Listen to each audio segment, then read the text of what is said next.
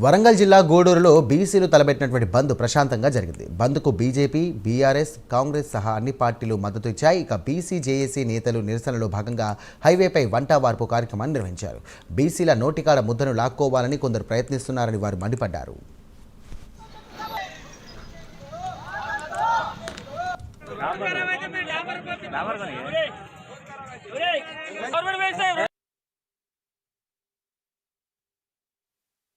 వ్యాప్తంగా 136 కుల సంఘాలు కలిసి బీసీ జాగ్గా ఏర్పడి బీసీ బంద్కు కాలివ్వడం జరిగింది.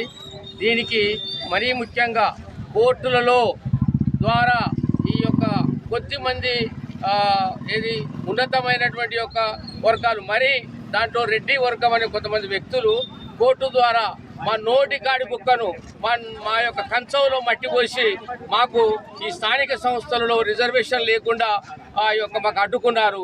ఈ అడ్డుకున్న వ్యతిరేకిస్తూ ఈ యొక్క రాష్ట్ర యొక్క పిలుపు మేరకు ఇవాళ బీసీ జాక్ అన్ని కుల సంఘాలు, అన్ని పార్టీలు అందరూ కలిసి ఈ గూడూరు మండల కేంద్రం